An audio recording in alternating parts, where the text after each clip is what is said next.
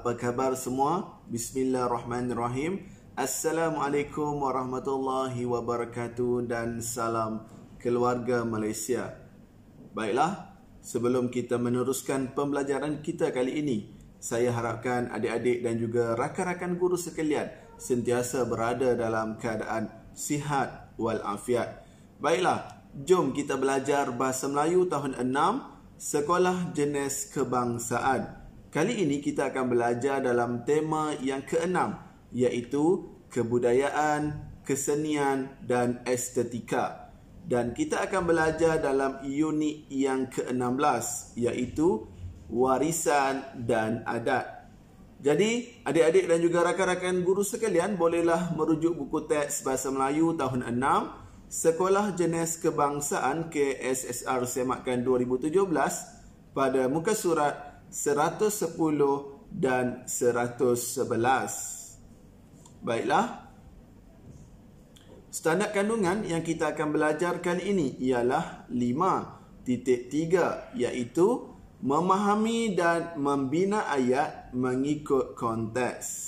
Seterusnya, standard pembelajaran pula yang kita akan belajar kali ini 5.3.1, iaitu memahami dan membina ayat tunggal dan ayat majmuk dengan peluasan subjek dan predikat mengikut konteks. Baiklah, objektif pembelajaran yang kita ingin capai dalam pembelajaran kali ini ialah murid-murid iaitu adik-adik sekalian dapat membina ayat tunggal dengan peluasan. Baiklah, jom kita lihat bersama-sama gambar dan juga beberapa ayat yang terdapat dalam muka surat ini, iaitu yang kita lihat telah pun ada peluasan dalam ayat tersebut. Baiklah, tajuknya uniknya baju ini. Arisa sangat bertuah kerana ibunya mempunyai banyak kawan dari Sarawak. Dia hendak bertanya tentang pakaian tradisional kaum Sarawak. Arisa meminta ibunya menjahit baju itu. Pakaian kaum Bidayo. Ayat tunggal, ibu pergi ke kedai kain. Dan kita lihat ayat tunggal dengan peluasan subjek dan predikat. Ibu Arisa pergi ke kedai kain pada waktu petang. Yang mana yang berwarna biru merupakan peluasan subjek dan berwarna merah merupakan peluasan predikat. Gambar yang kedua, ayat tunggal, jurujual itu melayan pertanyaan ibu Arisa. Ayat tunggal dengan peluasan subjek dan predikat. Jurujual muda itu melayan pertanyaan ibu Arisa di kaunter. Seterusnya, gambar yang ketiga, ayat tunggal, ibu membeli kain satin. Manakala ayat tunggal dengan peluasan, ibu Arisa membeli 4 meter kain satin pada hari itu. Seterusnya, gambar yang keempat, ayat tunggal, ibu menjahit baju itu. Ayat tunggal dengan peluasan, ibu kepada Arisa menjahit baju itu di dalam rumah. Gambar yang kelima, ayat tunggal, keunikan baju itu pada pita.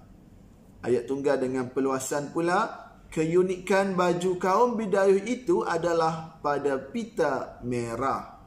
Dan gambar yang terakhir, ayat tunggal, Arisa memperagakan baju itu.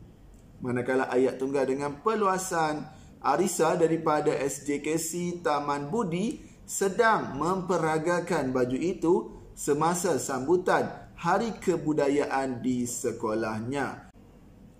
Baiklah, kita lihat sedikit maklumat dalam cakna bahasa. Ayat tunggal dengan peluasan. Contoh ayat, Ahmad menulis ayat. Ini merupakan ayat tunggal. Abang Ahmad menulis ayat. Ini pula merupakan ayat tunggal dengan peluasan subjek. Ahmad sedang menulis ayat. Dan ini merupakan ayat tunggal dengan peluasan predikat. Baiklah. Sebelum kita teruskan pembelajaran kita kali ini, saya harapkan yang mana yang belum like dan subscribe video ini, jom like dan subscribe sekarang supaya anda semua tidak terlepas apabila saya menghasilkan video yang baru. Baiklah, jom kita lihat bersama-sama gambar yang seterusnya, yang mana di sini cikgu akan bantu kamu untuk siapkan ataupun bina ayat dengan perluasan. Baiklah, baju kulit kayu kaum Lun Bawang. Gambar yang pertama, ayat tunggal. Lelaki itu mengambil kulit kayu, manakala ayat tunggal dengan perluasan subjek dan predikat. Sebentar lagi cikgu akan bantu kamu ya.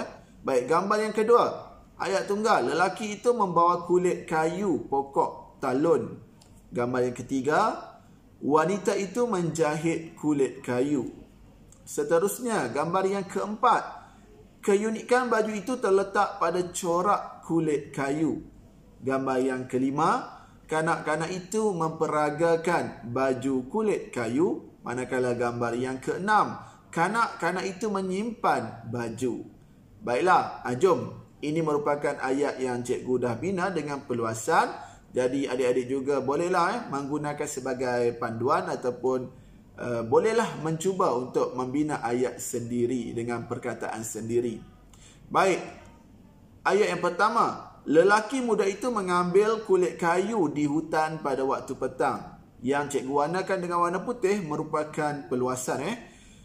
Ayat yang kedua, lelaki berbaju merah itu membawa kulit kayu pokok talun di hutan itu. Ayat yang ketiga, wanita cantik itu menjahit kulit kayu pada waktu malam. Ayat yang keempat, keunikan baju etnik Lun Bawang itu pada corak kulit kayu talun. Ayat yang kelima, kanak-kanak lelaki etnik Lun Bawang itu memperagakan baju kulit kayu pada suatu majlis. Dan ayat yang keenam, kanak-kanak lelaki itu menyimpan baju di dalam almari. Baiklah, jadi lengkap sudah ayat yang telah kita bina dengan perluasan subjek dan predikat. Saya harapkan apa yang kita belajar kali ini mampu memberi manfaat, seterusnya meningkatkan penguasaan adik-adik sekalian, terutamanya dalam penguasaan subjek bahasa Melayu. Semoga kita berjumpa lagi dalam pembelajaran yang akan datang. Sekian, terima kasih. Jumpa lagi. Bye-bye.